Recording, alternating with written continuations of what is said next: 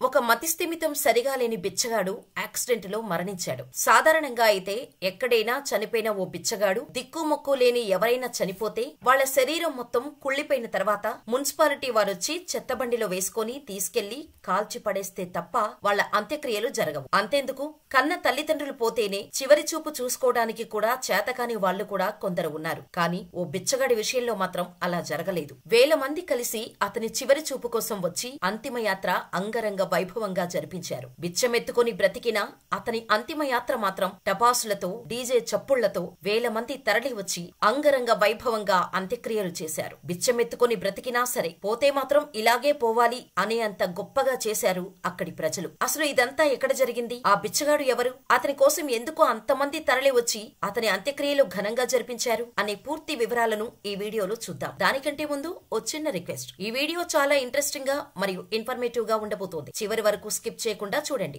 మొదటిసారి మా వీడియో చూస్తున్న వాళ్ళుంటే వెంటనే మా ఛానల్ ని సబ్స్క్రైబ్ చేసుకుని పక్కనే ఉన్న బెల్ ఐకాన్ కొట్టేయండి. వీడియో నచ్చితే లైక్ చేసి మీ అభిప్రాయాన్ని మాకు కామెంట్ చేయండి. మరి ఇక వీడియో స్టార్ట్ చేసేద్దాం. అతని పేరు హుచ్చా బస్యా. 45 ఏళ్ల బస్యా మానసిక వికలాంగుడు. కర్ణాటక రాష్ట్రం బళ్ళారిలోని హడగలిలో రోడ్లపై తిరుగుతూ స్థానికంగా ఇళ్లల్లో భిక్షాటన చేసుకుంటూ బ్రతికేవాడు. భిక్షాటన చేసే బస్యా ఎంత ఇచ్చినా కూడా కేవలం ₹1 మాత్రమే తీసుకునేవాడు. రూపాయి కంటే ఎక్కువ ఇస్తే అస్సలు తీసుకునేవాడు కాదు. ₹1 మాత్రమే తీసుకుని మిగతా డబ్బులు వెనక్కి ఇచ్చేసేవాడు. ఎంత బలవంతం చేసినా నిర్మోహమాటంగా నిరాకరించేవాడు. అంతేకాదు బాస్యాకి అన్నం కడుపు నిండా పెడితే పుణ్యం వస్తుంది, తమకు మంచి జరుగుతుంది అని స్థానికుల నమ్మకం. దానికి కారణం ఎలాంటి వైకల్యం లేని అతని మనస్సు. శారీరక వికలాంగుడే కాని ప్రతి ఒక్కరితో మర్యాదగా నడుచుకునేవాడు. అత్యాశపరుడు కాదు. అందరినీ గౌరవించే గొప్ప మనసున్న మానసిక వైకల్యంతో బిచ్చగాడిగా బ్రతుకుతున్న బాస్యా అంటే స్థానికులకు కూడా ఎంతో గౌరవం. బాస్యా ఏం మాట్లాడినా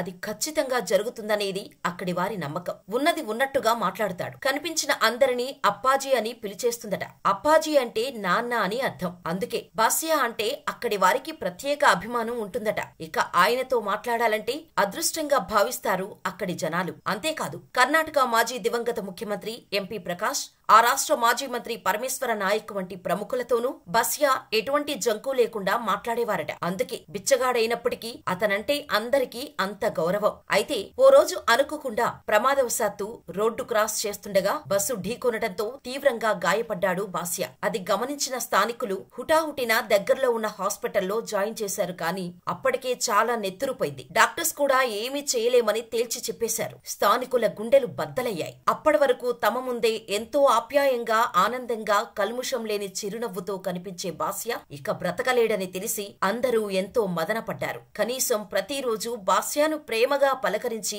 ₹1 ఇవ్వకపోతే కొందరికి రోజు కూడా మొదలయ్యేది కాదు. బిచ్చగాడైనప్పటికీ మంచి మనసుండటంతో అందరిలోనూ ఒకడిలా బ్రతికిన బాస్యా చనిపోవటంతో కర్ణాటక మొత్తం అతని చివరి చూపు కోసం కదలి వచ్చింది. రహదారుల వెంట ఫ్లెక్సీలు పెడుతూ సంతాపం వ్యక్తం చేశారు. అతని అంతిమ సంస్కారాలకు వేలాదిగా జనం తరలి వచ్చారు. హడగలిలోని రోడ్లు ఇసుక వేస్తే రాలనంతగా మారాయి. నిజంగా ఎంత గొప్ప చావు కదా. కానీ హుచ్చా బస్యా కథ తెలుసుకున్నాక ఎలా బ్రతికితే ఏంటి?